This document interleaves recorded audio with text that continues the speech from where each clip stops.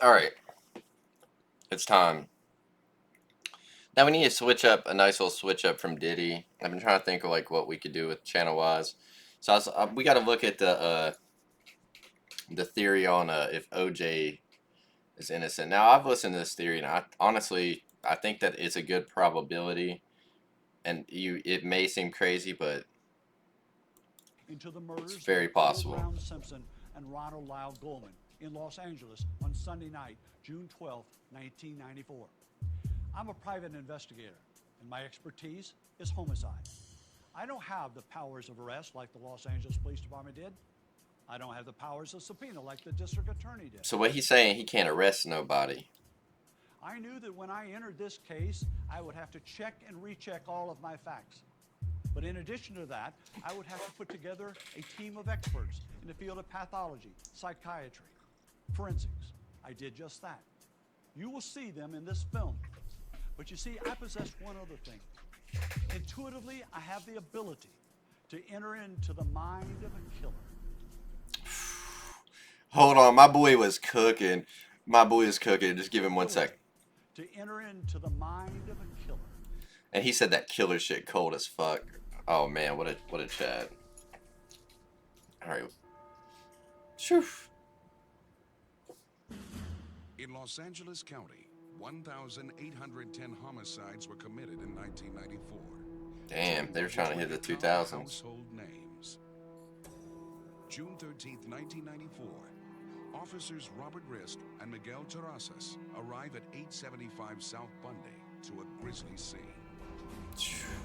They discover Nicole Simpson and Ronald Goldman have been savagely murdered. It has a feeling of a personal murder. I consider this as a rage killing. The investigation quickly centers around Nicole's Crime of former passion. husband, Orenthal James Simpson, known as OJ. I've The been juice. convinced that O.J. Simpson murdered my sister since the morning of June 13th when I heard my mother screaming in her bedroom, and I ran back there and they said that your sister was murdered, and I knew it was O.J. On June Oof. 17th, a warrant is issued for his arrest. That ain't good. Over 90 What a legendary like stream. That's got to be like the top stream. People talk about XQC streams, Asmongold streams, not OJ stream. That was legendary. When author William C. Deere was speaking at the Investigative Reporters and Editors Convention in St. Louis that day. As I've completed my speech, one man raised his hand and he said, Mr. Deere, what about the car chase scene that's going on now with O.J. Simpson in Los Angeles? And I said, it's probably just something concocted by a lawyer that in the event O.J. Simpson is found guilty, he can holler and scream that O.J. couldn't get a fair trial. In all probability, the so-called car chase scene, if that's what it is going to go on for hours and hours. As I got back to my room, my son Michael said to me, Dad, you've never assumed anything in all these years that you've been doing this business. You teach, never assume, and always verify. Oof. And you're assuming that O.J. Simpson's guilty. And I said, Damn. His son said your job is to be impartial. And you're not even being impartial right now. You're going with the main media. Damn. His son cooked him real quick. He might have took his son's Xbox, but he got his revenge. It says in the papers, look what it says on television. Dad, that's not the rules that you have taught homicide detectives by. My son was right. I made arrangements to fly to Los Angeles. I was going to find out for myself whether what I've been reading, what I had been seeing, was fact or fiction. I wasn't going to assume anymore. Damn, true. Bill Deere has uncovered startling new evidence that is certain to change everyone's perception of O.J.'s guilt. We'll show you evidence which has never been made public. We believe he has collected more than enough evidence to warrant an indictment and arrest of the overlooked suspect for the murders of Nicole Simpson and Ron Goldman. You will too. God, he looks kind of fucking grim in that photo. Why O.J. may have been willing to stand trial for murder as you walk step by step with Bill Deere through this compelling journey. Discover why he believes O.J. is guilty, but not of murder. Oof. Covered his son up. Damn, this has got to be old. A successful private investigator with extensive contacts. But they've been looking at this and shit for a using his minute. own You could money, tell. Bill began a search for the truth, which would take over 10 years. Once I arrived in Los Angeles with my assistant, Chris Stewart, we immediately went to the crime scene on Bundy. It was a media circus. You couldn't even get around anywhere. It was bumper to bumper. And from the crime scene all the way to OJ's was exactly the same thing. And I told Chris, let's come back late at night. Let's look at the scene then when there's nobody else around. Later that night, we drove back to Bundy. Ooh. I got out of the car, walked around the crime scene from the front as much as you could, and then I went around Dorothy Street and came up through the alleyway. And the only thing that I saw was a tape that said, "Do not cross police lines." And at this point, he decided, he said, fuck it, I'm going to contaminate the whole scene. I could see the back gate that would have led to the walkway from the rear to the front, where the assailant supposedly had gone that night. I wanted to see for myself whether what I was reading was true. I wanted to know whether or not OJ was, in fact, the murderer. So I put on the ski mask myself, and I scoped out the newest residents, and I killed him myself, just so I can get in the mind of a murderer. Later, Sunday night, same night, except a little different day and time, within about 20 minutes of the timeline that had been put in the paper, Chris Stewart dropped me off on the corner. Just imagine, he's pulling home, OJ's pulling home. I told him to stay away. Well, I guess in case this things went wrong. situation, like, just imagine, like, the son's pulling home, he's just driving down this road, sees his stepmom with her new boyfriend. I crossed the street, went down Dorothy, turned right, went up the alleyway, stepped over the police tape, went to the gate, climbed up and over the gate once I realized that there was nobody there. I didn't know what was going to be on the other side of the gate. Was it somebody waiting for me? Or was I going to really find out the truth? As I came over the top of the gate and I landed on my feet, I looked up and there was an overhead light. It should have come on, but it didn't. I never heard anybody say anything about it during the investigation. So that light never came on, so that would mean either one of two things. The bulb was out and they just didn't replace it. Or the night of the murder, either OJ or the son had turned off that light so that then whenever somebody got near it, they could hit them with the kill. Damn, yeah, that's crazy though. And the reporting in the paper. But I walked that narrow walkway. I knew in my mind that that killer had walked the same way I was walking now. As I stepped up the steps, I then looked, stepped down the steps, walked a few paces, stepped up, and there to the right was Nicole's front door. I turned, looked at the door, realized by looking to the right that she could have seen who was at the door if she was careful. Yeah, but I immediately turned around very quickly, and as I did, I could still see some of the blood on the sidewalk. And there in that little small area that we'd led to believe was a big area was where the body of Ron Goldman had been found laying against the fence. I had learned that O.J. Simpson had done a video where he was supposed to be doing all these exercises. But a friend of mine who had been there told me that he was having a great deal of difficulty putting it all together. And they were having to do shoot after shoot after shoot, take after take after take. And that he was having severe trouble with his legs. Knowing that, and looking at the area where the crime occurred, I thought it would be very difficult for O.J. Simpson to have committed the murder. I knew that she'd been expecting Ron Goldman. That's what they said. But it wasn't Ron Goldman who apparently knocked on her door, but it wasn't a stranger. And if O.J. Simpson wasn't guilty, then I wanted to make every effort to prove that he wasn't guilty. But I also wanted to be able to prove who did commit the murder.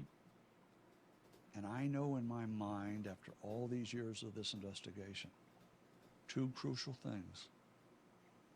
I know that LAPD, the district attorney, have overlooked a man. I know my word, I know my balls, and I don't break them for nobody. That's the two Major things I know. suspect.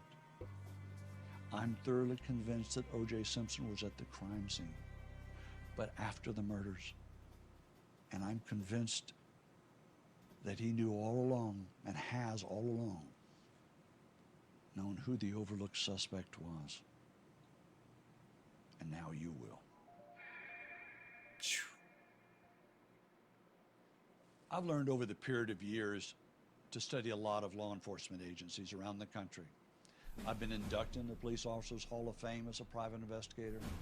I'm a Damn. pro-policeman. I do realize, though, that mistakes can be made. I realized that the LAPD and the district attorney had made a rush to judgment. When the law enforcement people discovered the crime, they weren't interested in convicting anybody but O.J. Simpson. Sometimes Yeah, so that's the biggest issue. Instead of them truly investigating to try to figure out who it was, they just went after OJ. Instead of just being like, well, you know, like, because I mean, OJ would be the first person you go after, but I mean, the family member. It's like they missed a lot of shit with the son. in homicide cases, one gets fixated on one individual. I have found, both as a prosecutor and as a defense lawyer, that we all humans have a psychological trait or characteristic whereby sometimes we jump to a conclusion before we have all the relevant facts in. From that point forward, our mind switches over to a selective processing mode whereby we Yep. You ever like had a girl that was cheating on you or something, and you can try to tell yourself she wasn't, and your brain would just constantly, or vice versa, your brain will constantly just start thinking of whatever the brain's going with, and it just happens with like other shit too. But like that's like the biggest one too. Is like in relationships, people do that.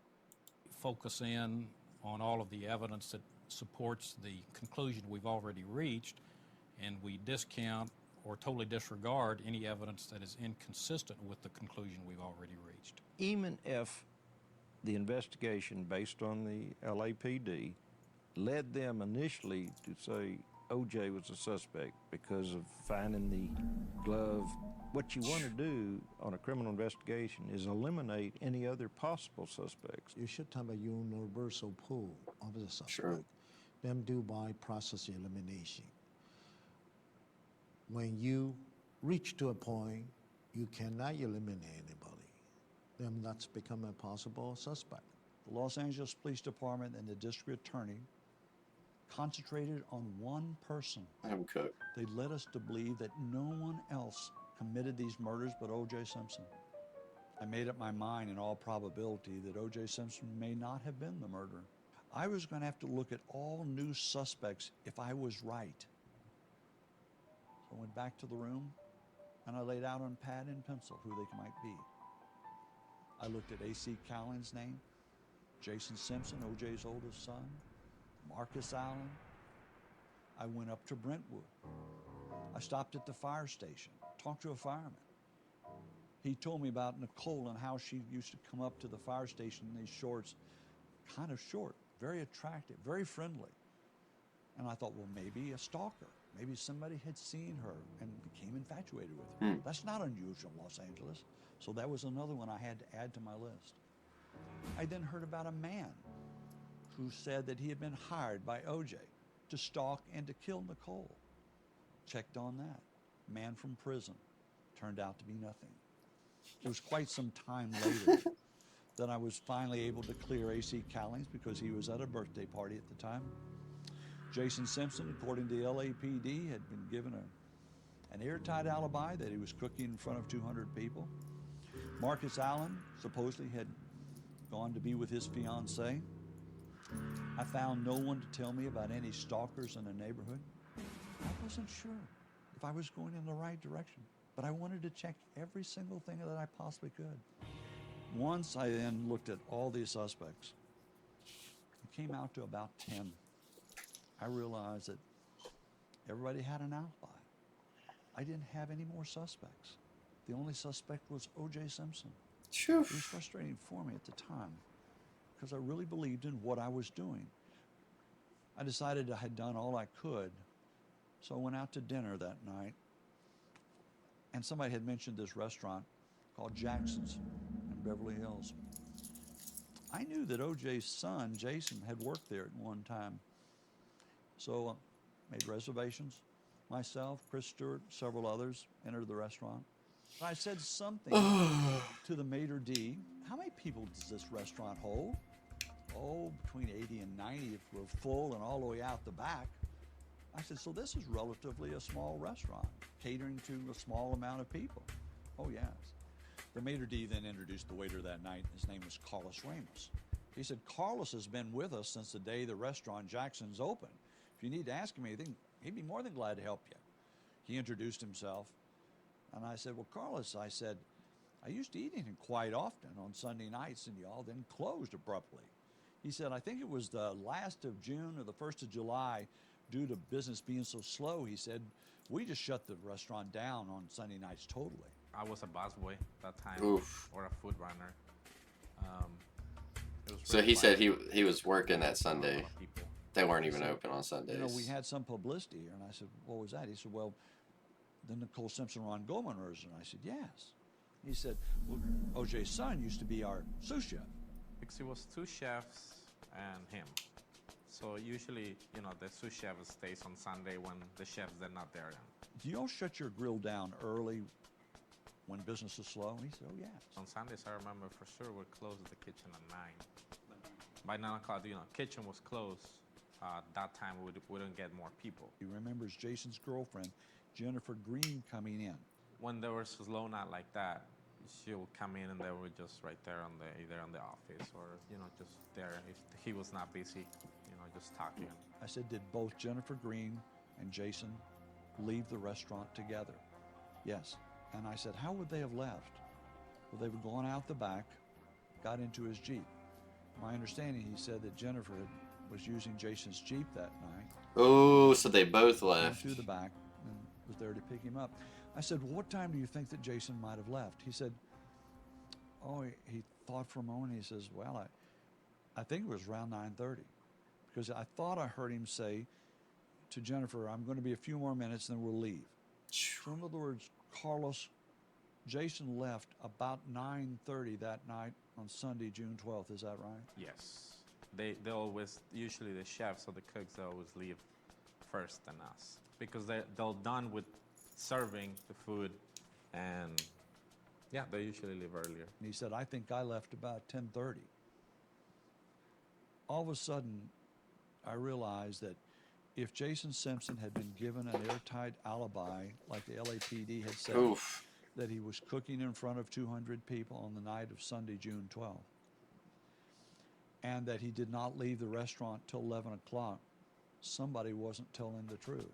200 people usually only on Saturday nights. That's what we did on Saturdays, not on Sundays.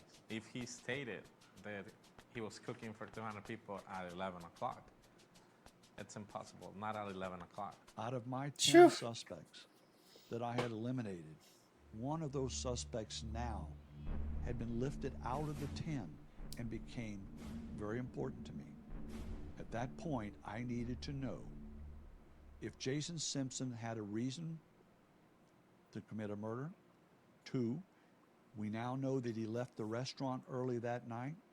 And the one other thing that I remembered asking Carlos, did Jason Simpson have his own chef knives? He always lived with his bag. Never left. Had to do the chef's kiss real So on quick. Sunday, June 12, 1994, Jason Oh, left personal the restaurant touch. about 9:30, had his chef's knives. There was a problem between his girlfriend. He appeared to be upset. I said to myself, if that's the case, we've overlooked a major suspect. Damn, he does look like a menace. He looks like a juggalo.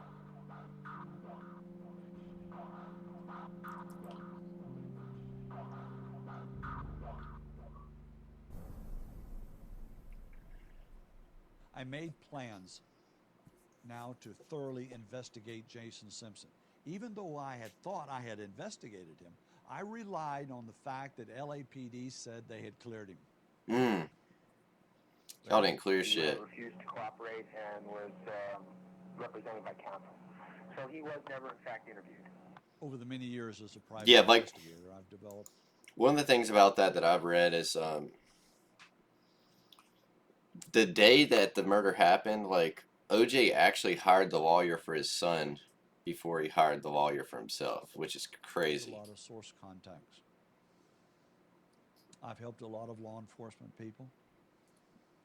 I know a lot of people, period. As a result of that, and through our investigation, I was able to determine the following: that Jason Lamar Simpson had been in a mental institution. So here I sit on a hospital-issued, very tacky, pink Damn, plastic psychotic, chair eh? on level 2. Yes, level 2. I survived 21 years, 2 suicide attempts, countless drug-filled nights. I needed Jason Simpson's medical records. I finally was able to obtain them. Those records tell a lot about Jason Simpson. He's crying for help.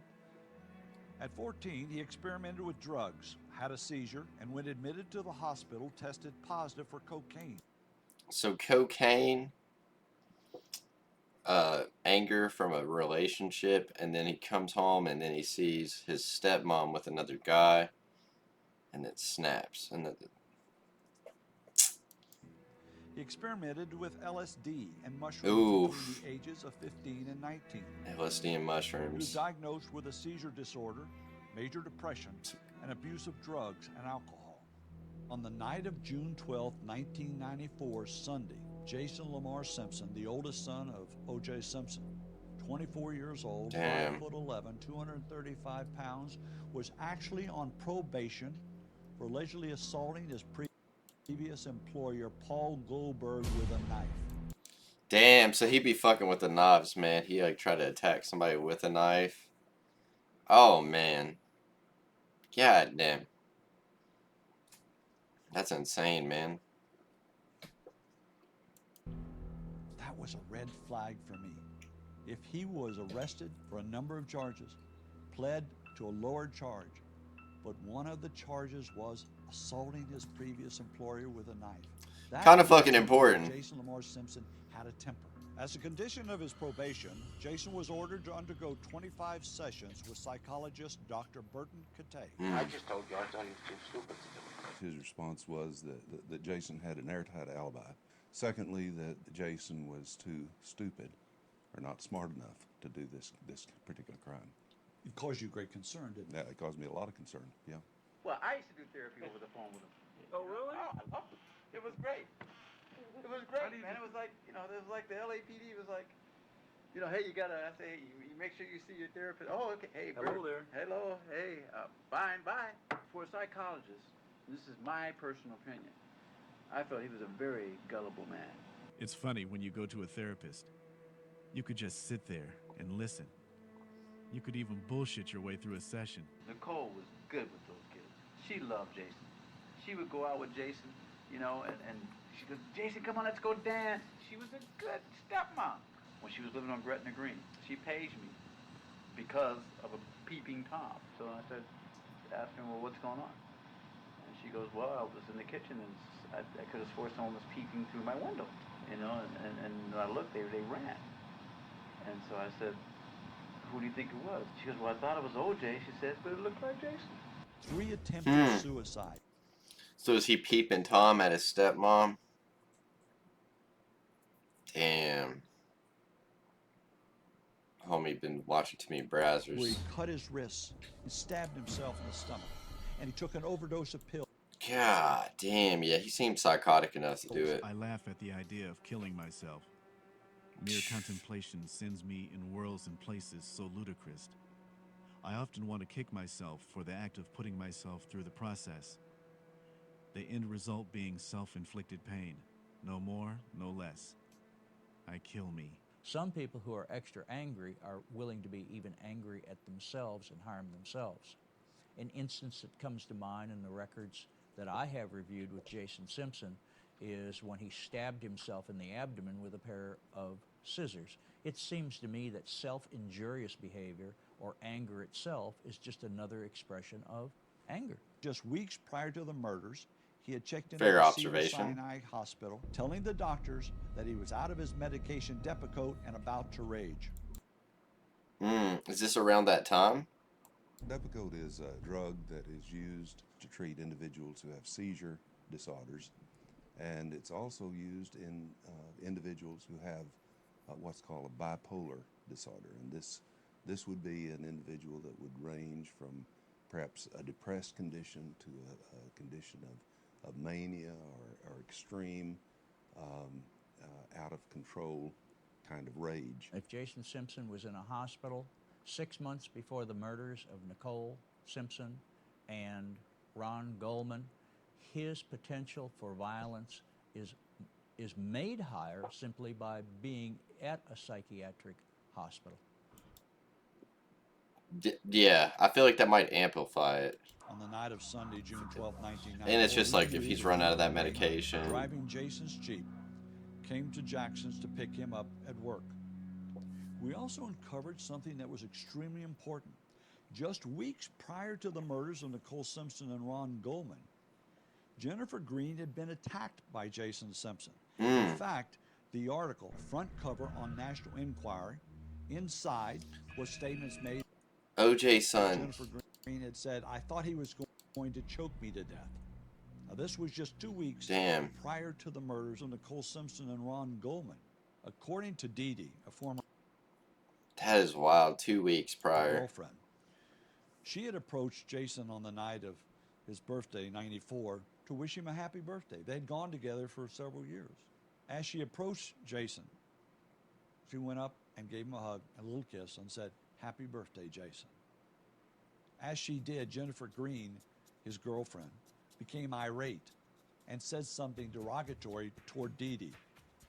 Jason turned to her and said, "Don't you ever talk to Dee Dee like that." She gets up and starts to run out. Dee Dee watches as Jason and some of his friends run after Jennifer Green. Jennifer Green then makes it into a car. Jason then reaches inside and pulls her out through the window and attacks Jennifer Green again. Dee Dee went on to tell me Grabbed her out of the window. that she too had been attacked by Jason. They had lived together on and off for 3 or 4 years. That one time he was mad at her. As a result, he chased her, got her down on the floor at the apartment they were living in, and took his chef's knife and cut off all her hair. Another incident occurred. Damn. Okay, man, this dude's problematic as fuck, dude. He held her down and then cut her hair with a chef's knife. That's psychotic, because just imagine how it looks to her. She's just being held down, like, she sees that knife, like, you don't know if he's gonna fucking just slice your fucking face off. Dee Dee Oh said my Jason, God. in a fit of rage, picked her up over his head and threw her into a tub that had no water in Oof. it, and nearly broke her back. Again, God it has happened damn. again. That monster that I swore disassociation with resurfaced. Oh my God, he's got some fucking notes about this shit. And acted with unspeakable candor. All frustration surfaced and lashed out on her. She can get in my skin sometimes. I did nothing. None of the things I was accused of. Yet she persisted upon thinking and saying I did. That was all it took. She said, "He even stalked me in New York after chopping off my hair. I was trying to get away from him, and he moved into OJ's apartment and stalked me. We finally got back together, but on a very limited basis. And I still like him to this day." Does he suffer from rage? Absolutely.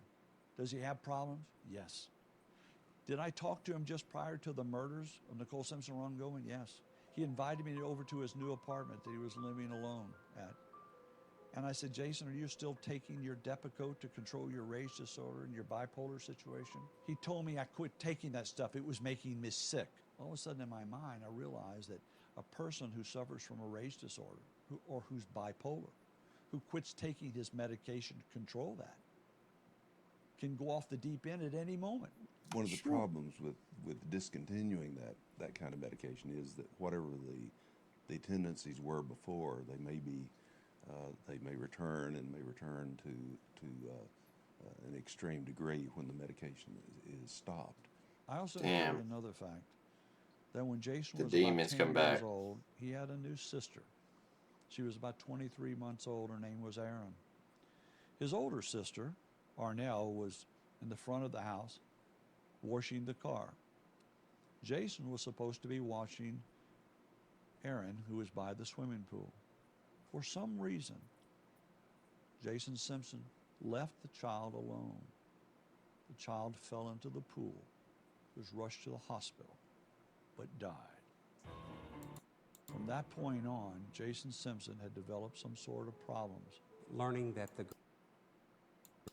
girl drowned in the swimming pool and Jason was present certainly would be a concern to me and could be, you know, a precursor to some of the... So either there's multiple ways this could go. The one is like that, you know, he did it on purpose, or it was like some shit where it was like he just kind of, it's like his first death he can get away with, like just like he knew that was gonna happen, so he kind of just let it happen.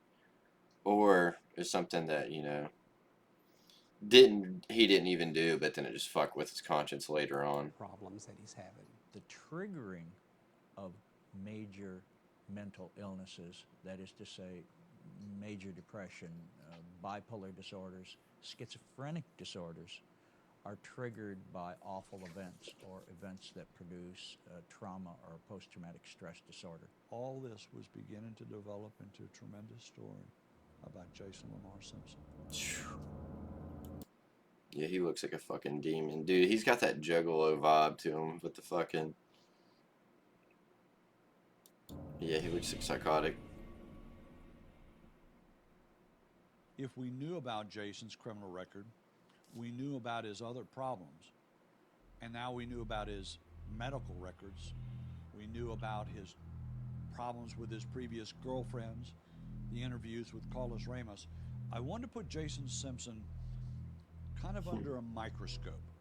I wanted to know what was going into his trash. I wanted to know what he was doing. Once we started uncovering in the trash numerous bottles of tequila, we realized that Jason, who was a member of the AA, was back onto a drinking binge. I have fun when I'm slipping, drinking. That's why I keep slipping, continue to slip. I even want more. Crack, cocaine, ecstasy, more to drink.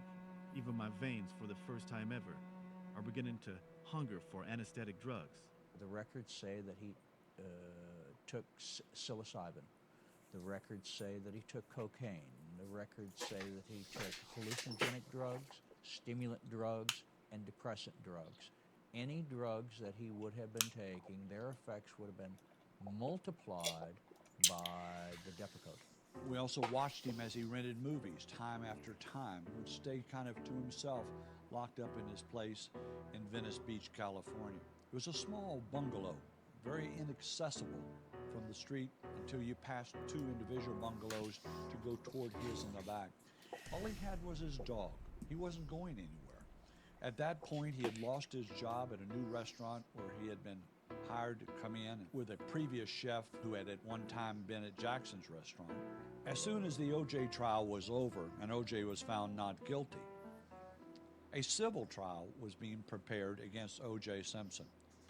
We found a civil deposition of Jason Lamar Simpson. The deposition was taken May 8, 1996, at this law firm located on Olympic Boulevard. Jason attended with his lawyer, Carl Jones, and he was questioned by Daniel Petrocelli.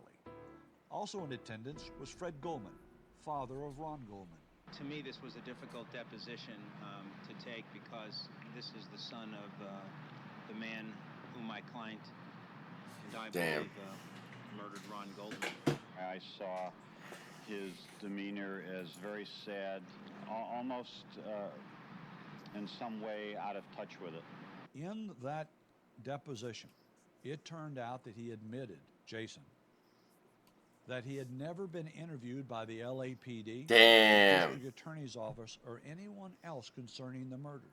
No one even fucking questioned him.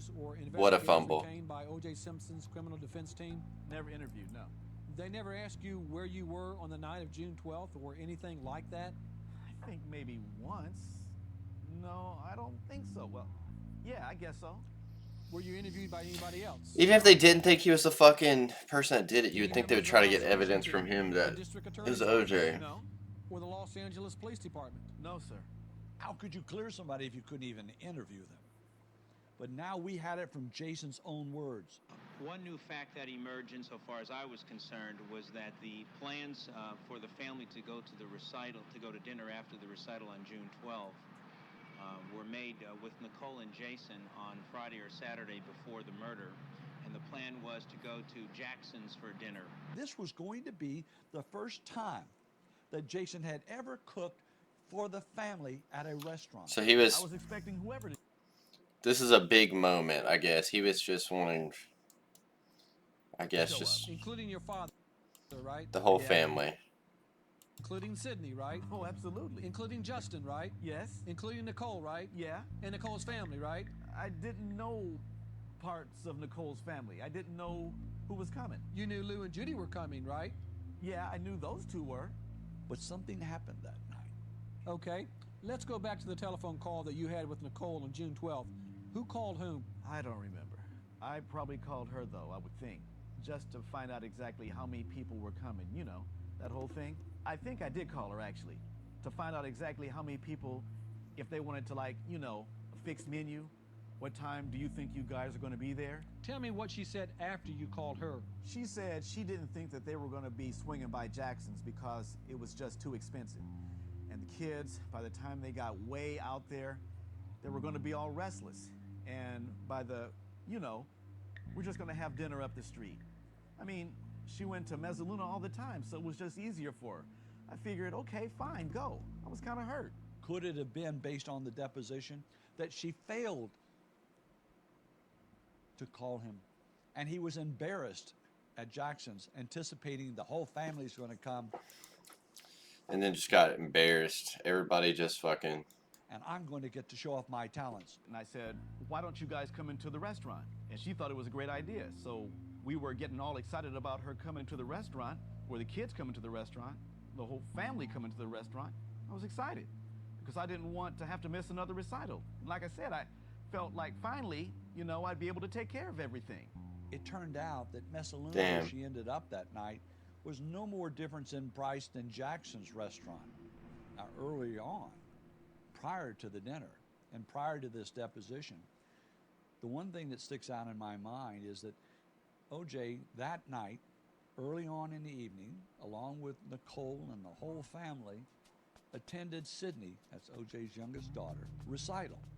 There are films that shows OJ after the recital with Sydney, smiling and laughing on camera, hugging the family, being friendly and cordial. But yet, according to the LAPD, was planning a premeditated murder of Nicole Simpson at her residence on Bundy Drive that night. Yeah, I don't know. See, and that's the thing too. It's like OJ's never came off as like a serial killer. He just comes off as too goofy. Maybe it's just my opinion for watching like Naked Gun, but he just never has like that. Knew that Sydney was going to have a sleepover. Never mind. There's been some killer He would have vibe had moments. no way whatsoever to know that the little girl canceled at the last moment. Nobody picked up the phone and said, "Oh, guess what, OJ? The little girl's not coming over tonight. So we're just going to go out for ice cream and come home." That couldn't have happened that way. If OJ was in such a good frame of mind at the recital, and Jason's anticipating cooking that night, can you imagine what kind of letdown that would have been for a person who's quit taking his medicine? A man who was planning on the excitement of having his whole family over there to show off his talents? Could Jason then, when she didn't show up, started drinking, maybe doing a little drugs? That may have been the reason that Jennifer Green was... Did a little bit of acid. That bitch didn't show up. Did a little bit of ecstasy. I might have to kill her. crying. That might have been it. We also uncovered this. He's probably embarrassed, man. I met... Imagine he told like a bunch of people like, "Oh yeah, my family showing." Nobody shows up except like one person that he knows, and that one person's just waiting on everyone else to show up. So yeah, maybe that's it. Just embarrassed him. Met personally with Jennifer Green. She said that she arrived at the restaurant about 9 o'clock. went inside and confronted Jason. And he told her, I'm going to be a few more minutes. She went back out the Jeep, came back in, and they walked out, and according to Jennifer Green, left the restaurant at Jackson's at about 9:30 on the night of June 12th. They drove directly with Jason driving the Jeep now to her place, parked the Jeep and got out, went upstairs, and Jason stayed with her till after 11 o'clock that night. But Piped in it the down civil good. deposition taken on May 8th, that's not what Jason said. When you left the restaurant on the evening of June 12th, did you wait for your girlfriend there at the restaurant? Yeah, she had my car. So your girlfriend picked you up? In my car, yes. From the restaurant? Yes. And drove you where? To her apartment. And what did you do there? Dropped her off. And then went to your apartment? Yes. Did you go into her apartment at all? I don't think so. No, I didn't. I just kissed her in the car and she went home. Jason Simpson got home to his apartment. His own apartment. His own apartment on the evening of June 12 at around 10:30 p.m. and said he was there the rest of that night watching television until 3 in the morning. Then he admits, the phone rang. I heard it ringing. What a lousy alibi. I was watching TV. Several times, but I didn't answer it. Okay. Did you then get a phone call sometime in the middle of the morning? Yeah. Yes. From whom? From first my sister, but I didn't answer the phone. Why not? I didn't want to get up. I didn't know what it was. I didn't know what time it was. How did you know it was your sister? I found out. In retrospect, I know it was my sister. Why would you not answer the phone after 3 o'clock when you have an elderly grandmother, you have a mother, could have been your father, brother, sister, somebody sick or injured needing your help, but he doesn't answer it until later that morning. We got a phone call at around 6 a.m. from his mother, Marguerite, and then Arnell. Then he immediately drives, according to his deposition, to Jennifer Green. I first went to my girlfriend's house on the way because I couldn't drive. I couldn't breathe. I couldn't do anything. I told you before, I have epilepsy. I have to take my pills in the morning and at night. Sometimes, you know, when I'm scared, I didn't want to get too overly excited. And on the way, I just had to pull over. And I was right by our house. So I went there and I banged on her door. Damn. Kind of collapsed there for a second. And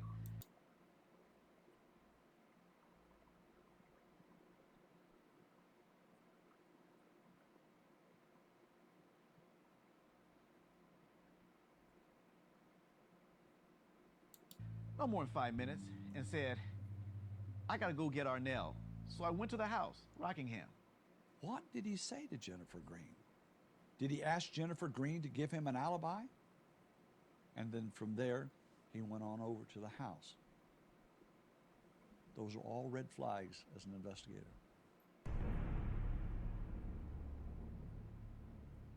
Why would O.J. Simpson have prepared to kill Nicole knowing full well that Justin's going to be there, Sydney's going to be there, Sydney's going to have a sleepover, it's on a summer night, okay? And having all this happening, that he's going to plan a premeditated murder in front of all these children? I've been in this business a long time. That's not the way you plan a premeditated murder. Not knowing exactly what time she might get in with the kids. When she stopped over and had ice cream and then came home. O.J., when he left the recital, putted some golf balls in his driveway. Then about 8 o'clock, he and Cato drove to McDonald's and got a hamburger. From that point, they drove back to the house. If somebody planned to kill two people, should probably all psyched up, shouldn't go drive, have a hamburger. We also had learned through our investigation that O.J. Simpson becomes woozy at the sight of blood. Right away you see some problem. Ooh. So he wouldn't have been doing all that slashing. He would have just got it done. The theory say one man and been done with it. O.J. Simpson, first of all, talent in that fit. Second is fierce fight and struggle with a small knife, because that's the weapon. If you have a samurai saw or a gun, that's a different story. It's a small knife, hand-to-hand combat. Now, there was a fact that was brought up early on in the beginning of the arrest and during the trial that O.J. Simpson played a part called Frogman. There was a movie that was being shot in L.A., and that he bought a stiletto during the day of the shooting in front of Ross Cuttery. Well, we also know, and we can prove, that the knife that he had bought from Ross Cuttery did not commit the murders. A Swiss Army knife or any of these folding knives, they're more utility type devices. They're meant for, cutting cords and maybe whittling if you're into that. They are nice knives to have, but they are not intended to inflict harm. And if you had such a weapon, again, you have the problem of the hand slipping up onto the blade, Yeah, and getting fairly severe cuts. Now, if O.J. Simpson is not used to a knife, and the hand-to-hand combat fight that he had, or whoever the suspect was, had with Ron Goldman, that person would have had to been trained very well in the use of a knife, because Ron Goldman was certainly trained in the field of karate. Ron Goldman is a very strong young man, and she also pretty strong too. And if you look at the wounds on Ron Goldman, and you look at the bruised knuckles, we can see a fierce fight, and why has no injury. That's what one thing we question. And we examine O.J. Simpson's body inch by inch, Dr. Body and me. OJ had no injury, so if he did get in a fight with him. We even examine his lip, and usually if you land a punch on your mouth, usually you see bruises and soft tissue, but we did not see any. And you look at the bottom of his tennis shoe and realize that even the bottom of his tennis shoe was cut by the assailant's knife. The thick soles on the bottoms of the tennis shoes are thick rubber, and for a knife to actually cut those with some certainty, they would have to be very sharp. That person who was wielding that knife at the scene that night of June 12th had to know exactly what he was doing, and he certainly had to be familiar with a knife. O.J. wasn't, but Jason Lamar Simpson was. Our suspect was trained armed-to-armed combat while he was at the Army-Navy Academy. And I received God damn, it gets deeper and deeper. He said, upon hearing of the murders, I and everyone else I know who knew him immediately suspected JJ, a nickname given to Jason. He also was known to carry a knife either on his side or in his boot. He was also known to carry his chef knives underneath the driver's seat. Would that not make our suspect more viable than that of O.J. Simpson, who gets woozy at the sight of blood?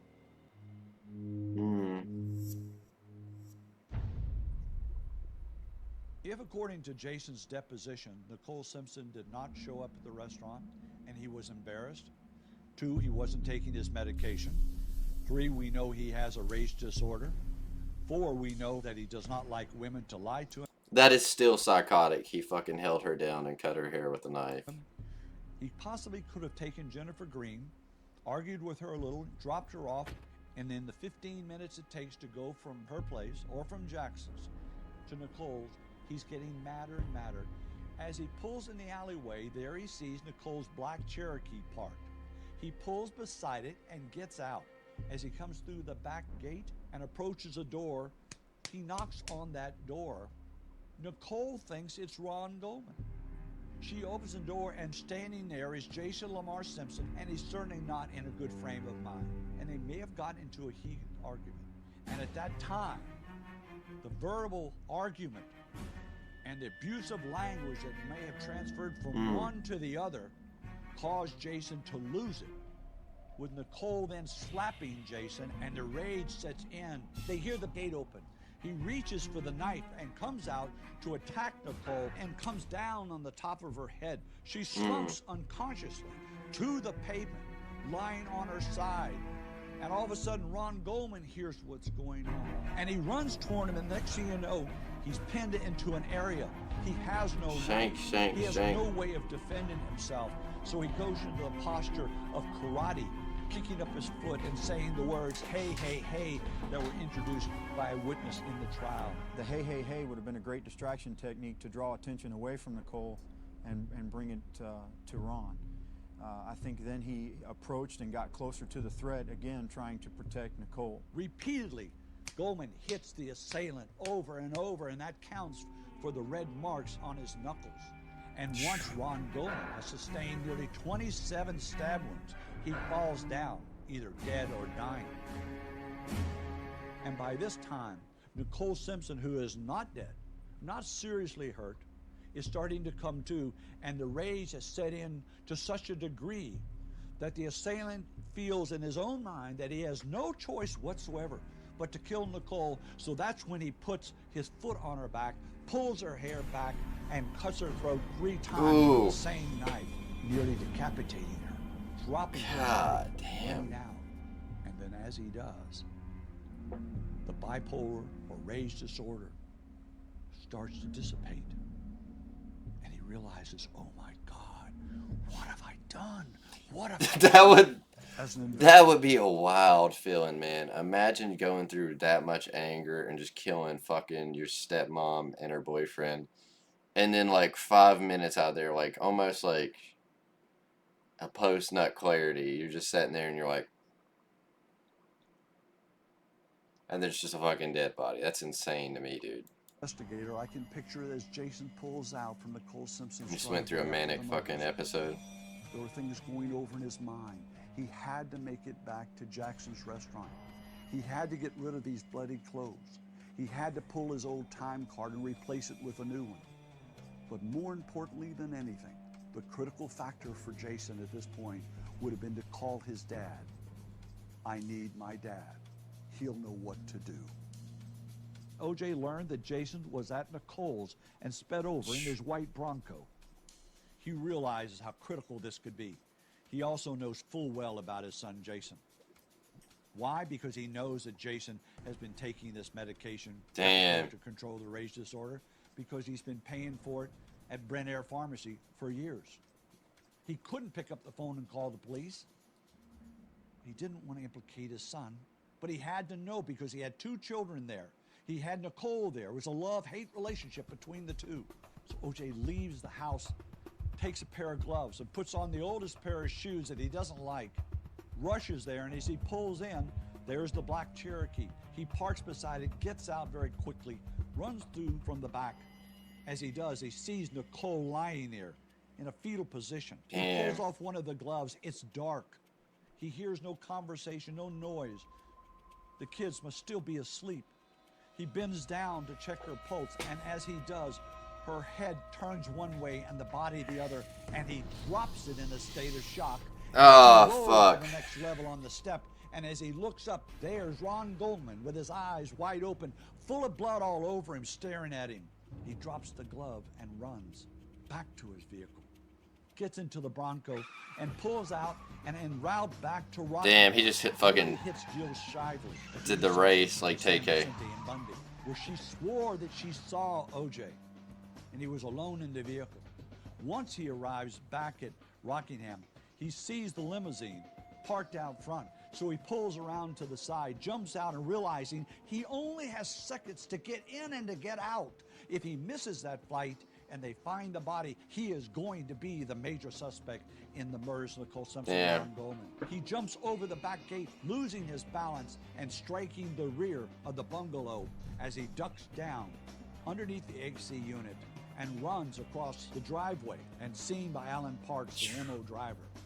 As he approaches the back door of his residence, he takes off the shoes, knowing full well that this is the only thing that could incriminate him there at the scene. He then runs up and grabs his belongings, puts the shoes inside a little gym bag. And how do we know that?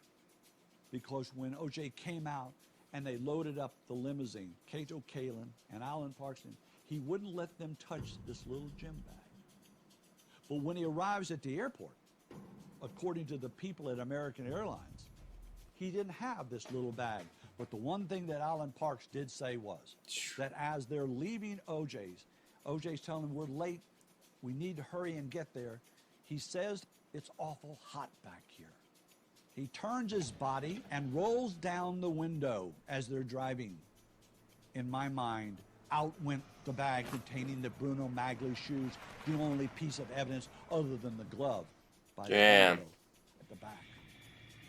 As he arrives at the airport, he's shaking hands with people and being the OJ that he normally was. Damn. But he also knew that his son, Jason Simpson, had committed these murders.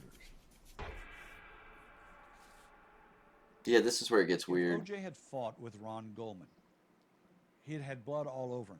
Because this is a very bloody scene. There were multiple stab wounds. You're talking about wounds that are arterial in nature. God damn. Be spurting of blood. You can see there is. And the person would be almost dripping blood. If that's the case, when O.J. ran for his Bronco and opened the door and jumped in, the bottom of his shoes would have had blood all over him, his clothes would have had blood all over him, and there would have been blood all over the Bronco, but there wasn't. They found some blood, but in my opinion, it's not enough blood. Inconsistent with somebody just killed 2 people, so bloody sitting in a vehicle.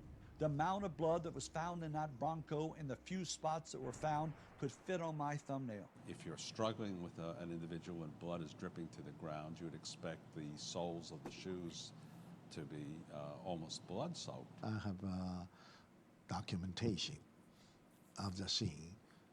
In fact, have 2 set of a bloody print.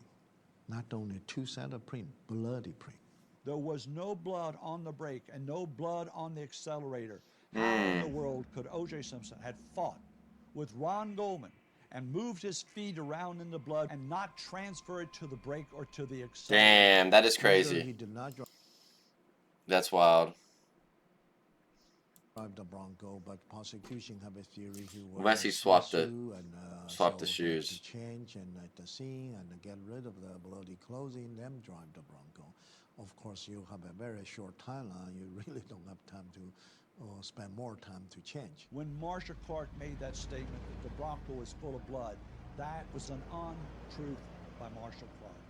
He did not have time from the time the murders were committed to have been the one that committed the murders to the time that he was found at the intersection of Bundy and San Vicente by Jill Shively, from the time he arrived home to cross the driveway to go up and wash and clean up.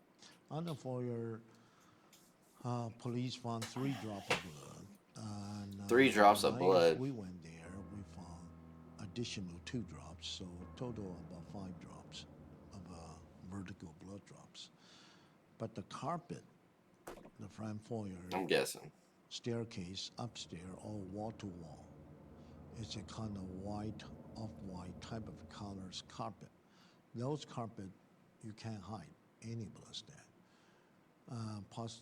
Police and LA laboratory scientists examined inch by inch, did not find anything. When we get there, I test step by step, inch by inch. I did not find any. So he couldn't have went upstairs. That's kind of when the murder took place. Issue here. If somebody covers There's all that blood. Just impossible not leave any blood trace. Based on the LAPD's investigation, there was no blood found on any of the clothes in the hamper, no blood found in the shower, no blood found in the toilet, no blood found in the lavatory, but there was blood found on these 2 socks in front of his bed. We have some blood stain. 2 socks in front of his bed. The son just came over the next day, just tossed those socks Nico's blood. over the there. theory is when O.J. at the scene, Nico tried to grab his ankle, and that's how the blood was transferred.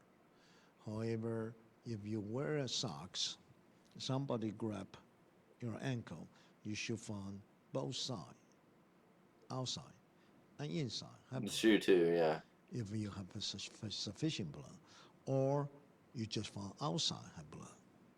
But the sock found had blood on the outside and on the 2 inside surfaces, but there was no blood found on the other outside surface.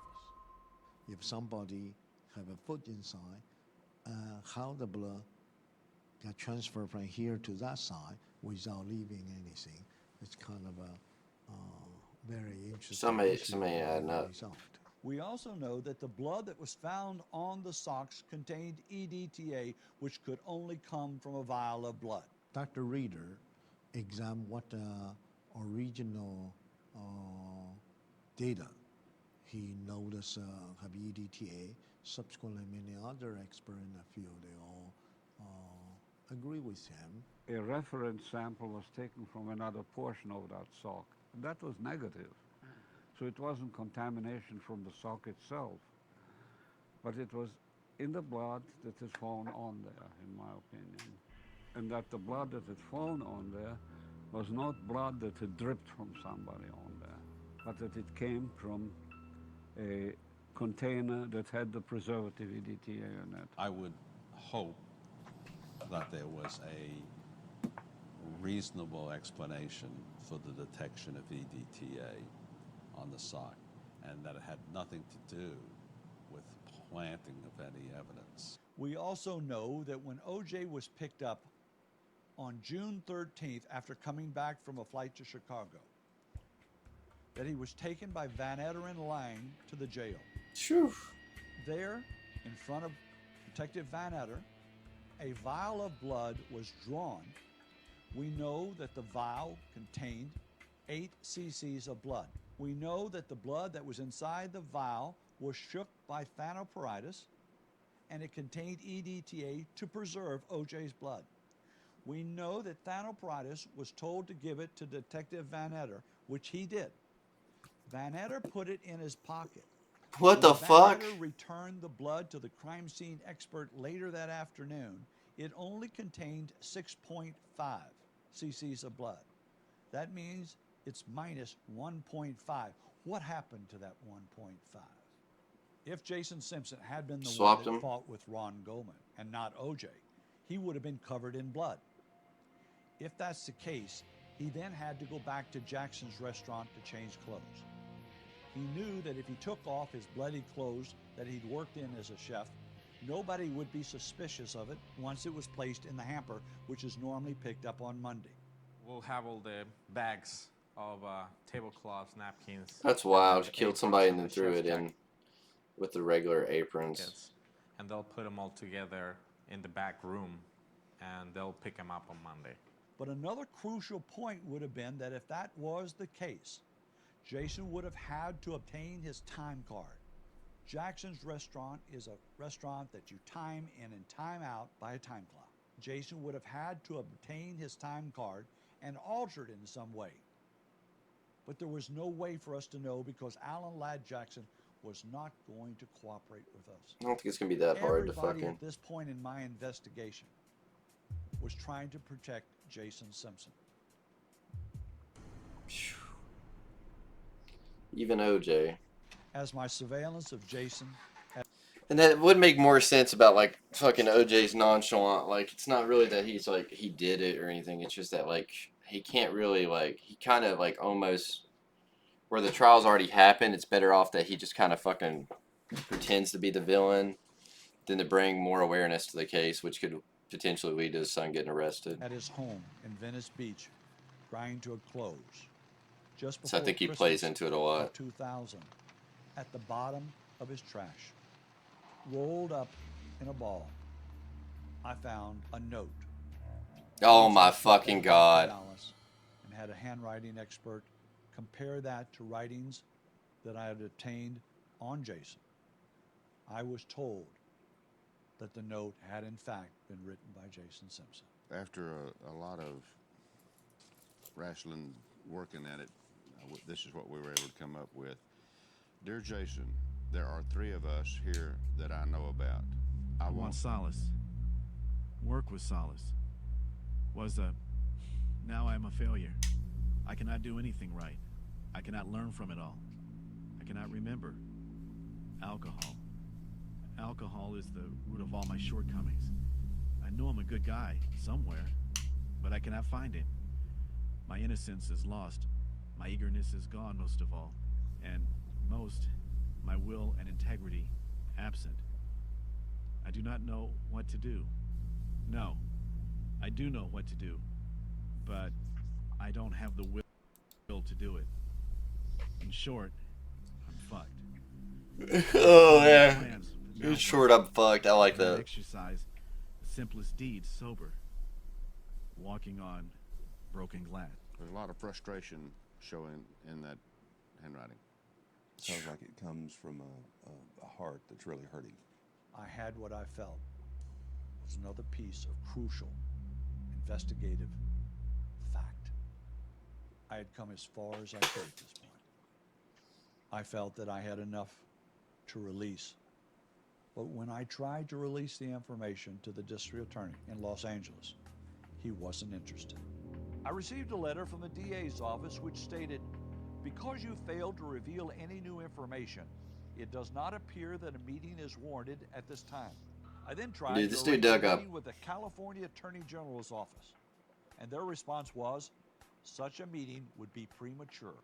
And I felt that the only way that I was going to present my investigation up to that point was to write my own book, because so many books had been written about the murders, and I know there were people out there all over who cared.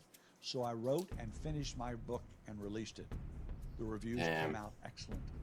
People were shocked about what they were reading and what was in the book. But because I published the book, I received a phone call. I have what you need. What is it I need?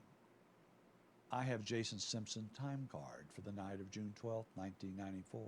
Sure. In a restaurant that I had an association with. Damn. And I talked to the people there and said, I want to see the time card.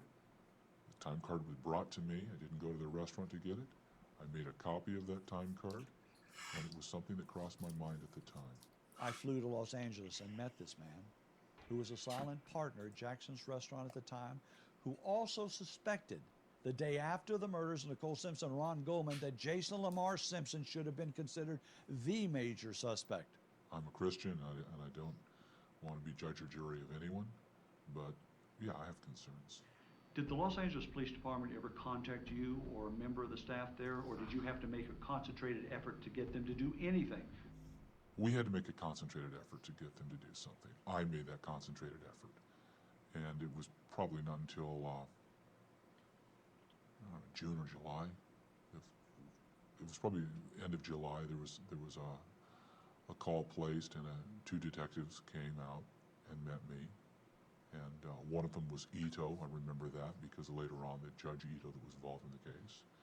And there's just the lack of interest was stunning to me. Yeah. A man who, very intelligent. They've already solved the well case. They don't educated, have to spend any more money to a worry very about it. Important businessman who got into his car once he looked at the time card and drove from Jackson's to Nicole's and told me on the phone and in person he could have done it.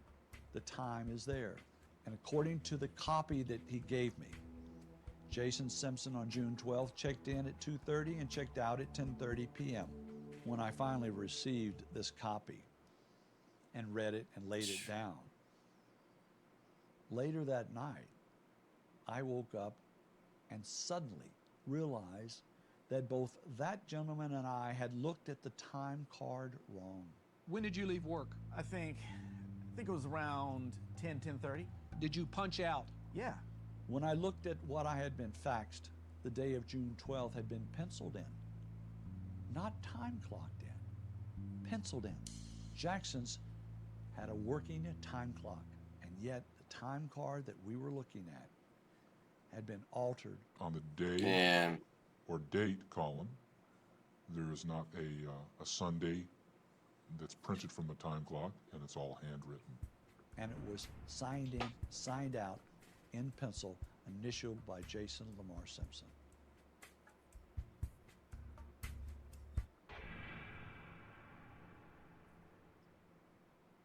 Another phone call. Again, the same wording. Mr. Deere, I have something that I think you want to look at. What is it? I have Jason Simpson's diaries. What? I followed your investigation on the internet. I have Jason Simpson's diaries. Plus, Sure. I have some other things.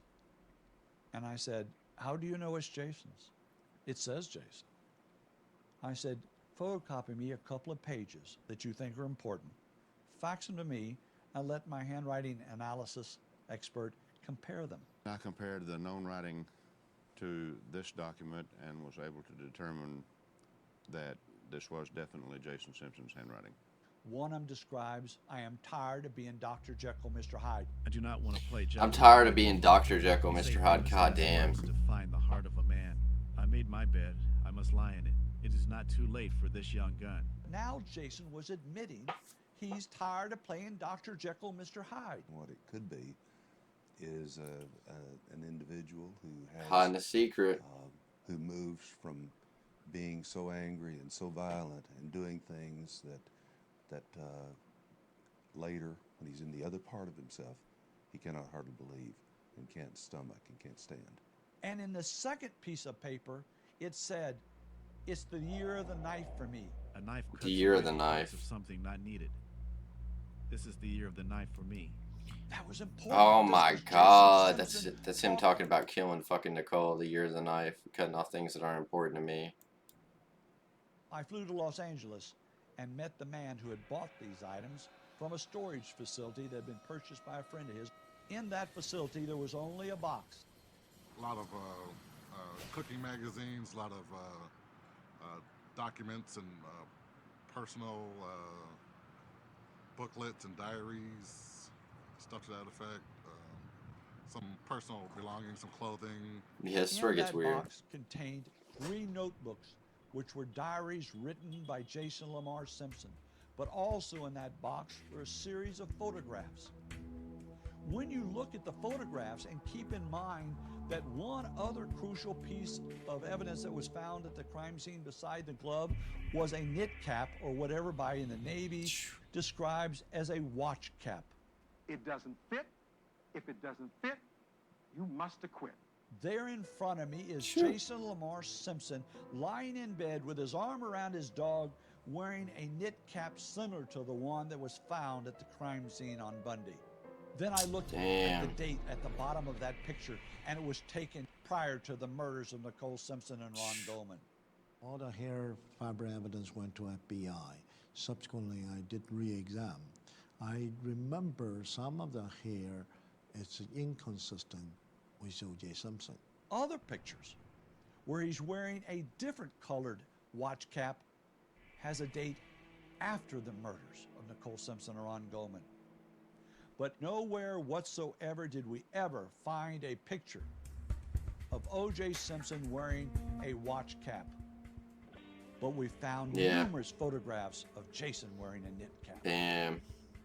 One thing that was also found in that box that was important to me was Erin, Jason Simpson's little sister, her death certificate. Ooh. Why would that death certificate have He been kept in the the box fucking with death crucial certificate? items of Jason Simpson's past? Ooh. We also found kept that as a little memorable. sheet of paper where O.J. had said, "I'm not going to be paying this pharmacy bill any longer."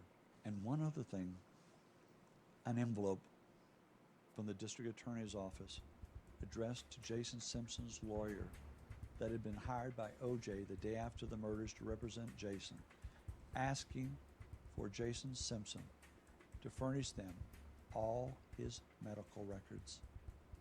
That was in the box. Why? Well, me and my girlfriend were looking through the box, and we were kind of joking, like, what if there's a knife in there? Then we got to the bottom of the box, and we pulled out this knife. We were kind of laughing, and we were thinking, what could this have been? But we just packed everything back up. My investigation led me to believe that the murder weapon was a chef's knife, based on the weapon of choice, the fact that Jason carried that type of weapon, the fact that he would carry it in the vehicle with him. All the things led me to believe at that point that it was a chef's knife.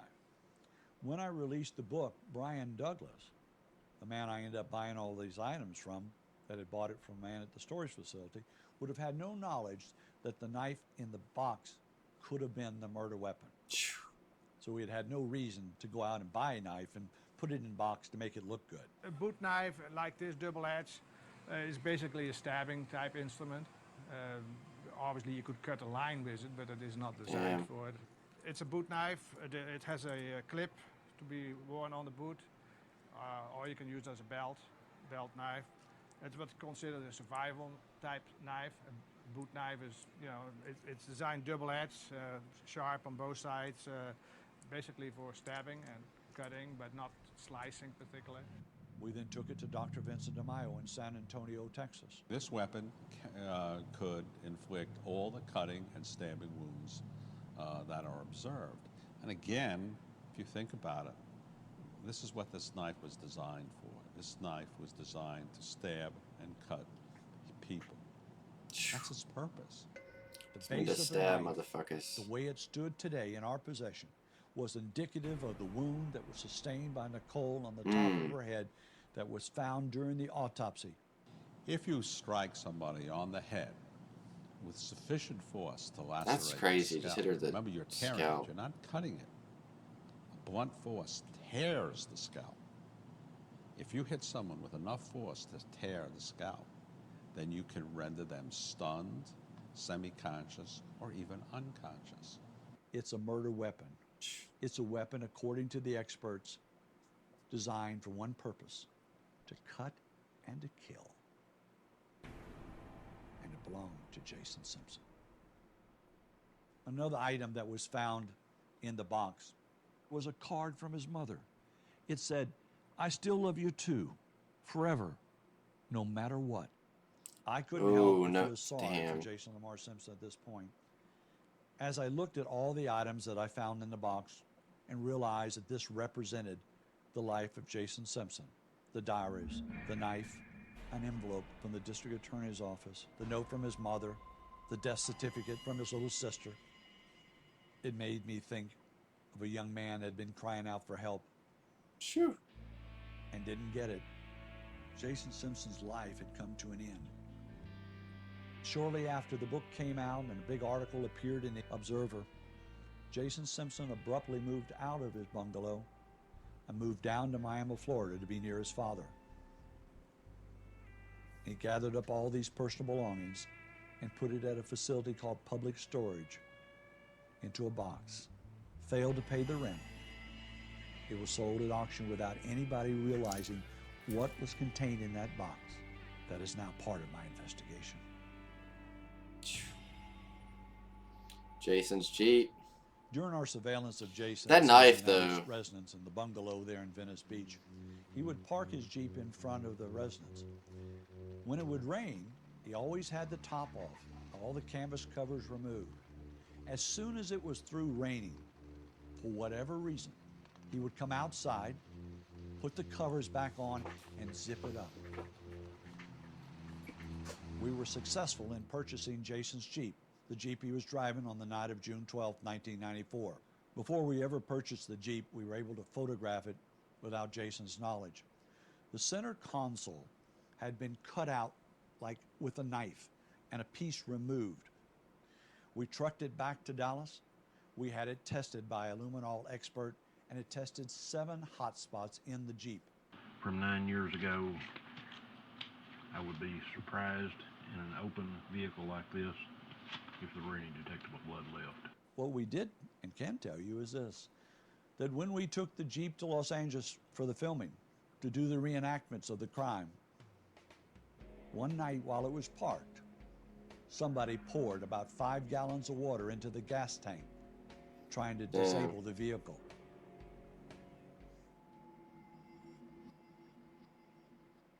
A statement from my father.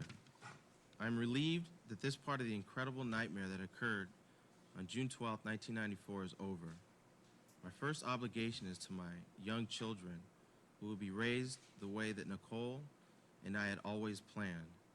My second obligation is to my family and to those friends who never wavered in their support.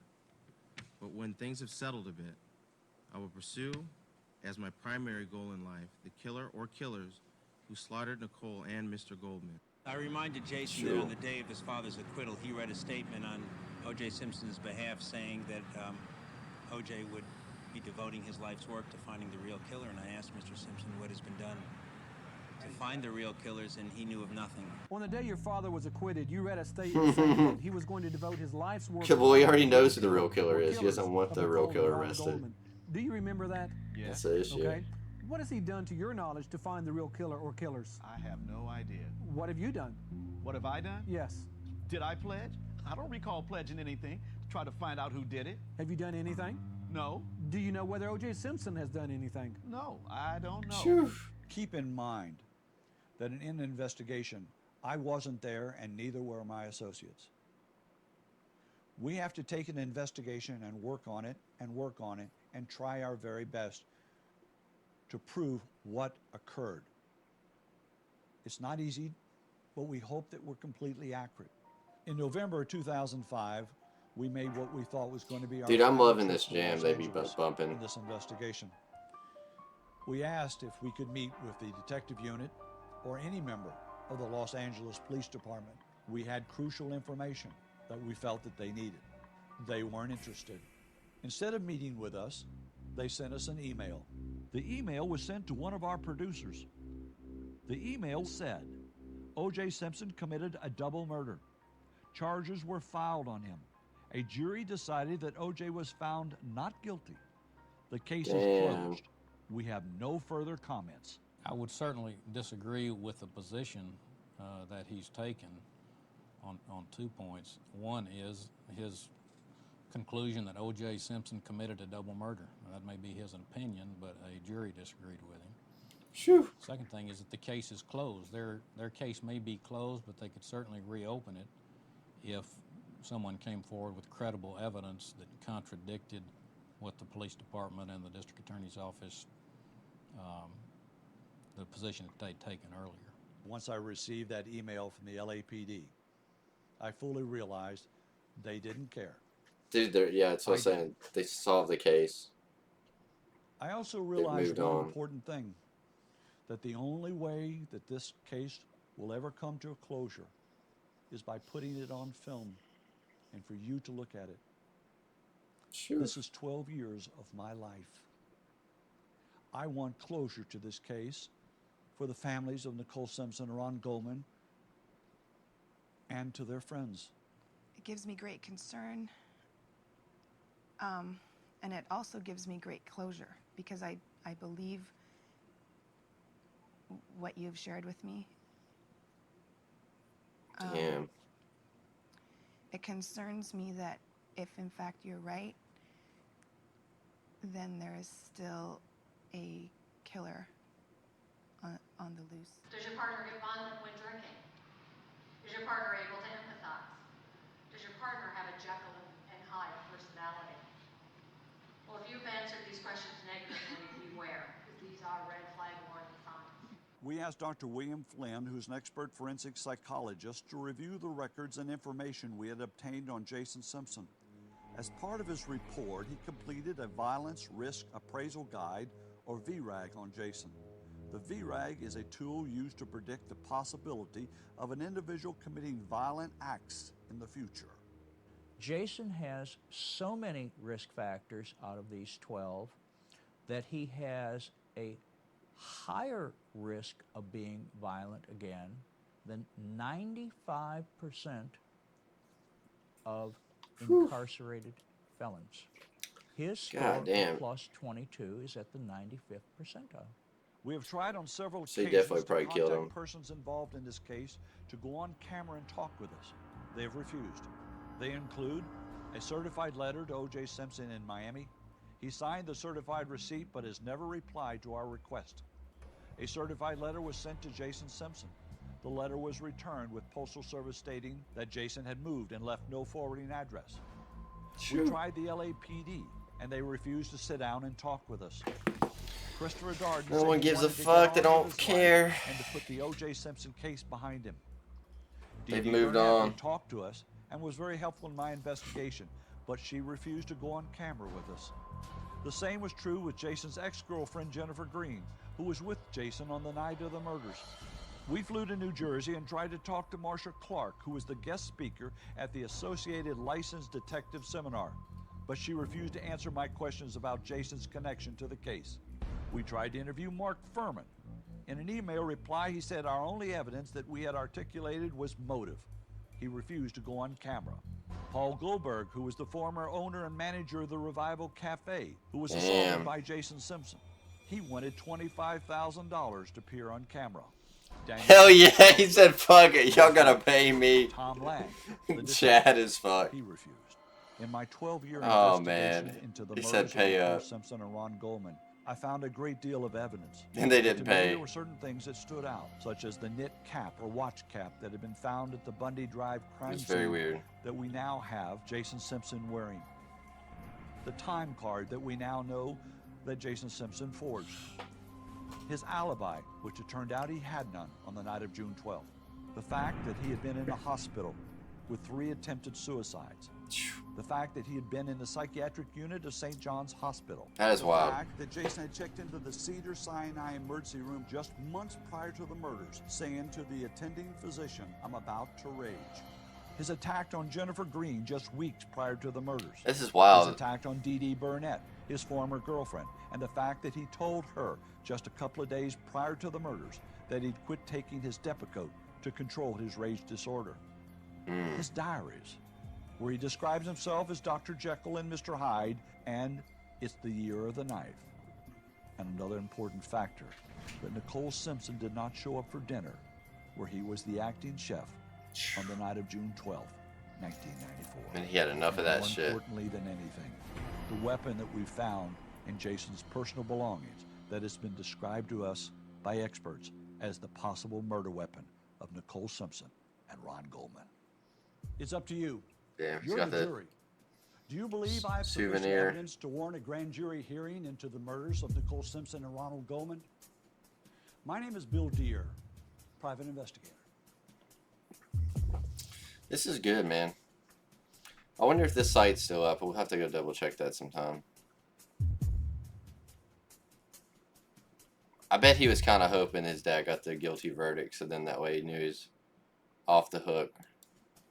But he's still grinning. That's very weird. Such a weird I photo. remember another case Mr. Deere worked on for 3 years. The murder of Dean Milo, a corporate executive from Akron, Ohio.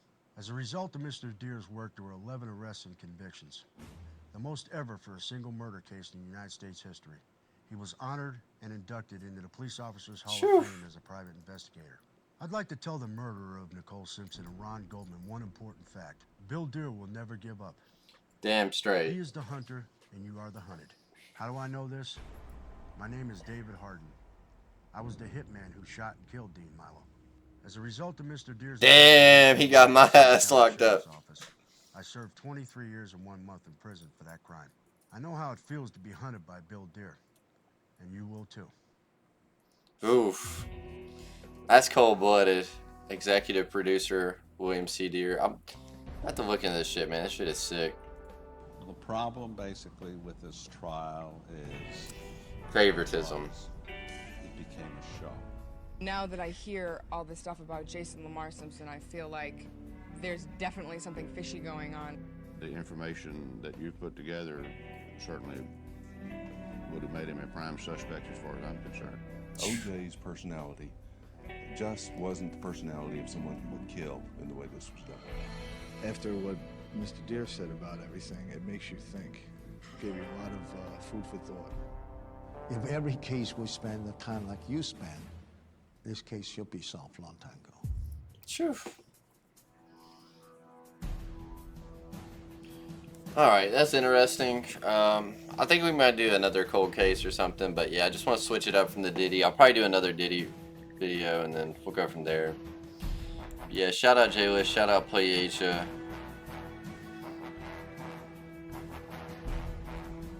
It is what it is. And I should be dropping a Patreon so I can start putting shit up on there too, just in case I start having issues with YouTube and shit. But yeah, like, subscribe, comment if you think OJ did it, or you think his son did it, or you think it was a third party all around. Who knows? But yep, that'll be it.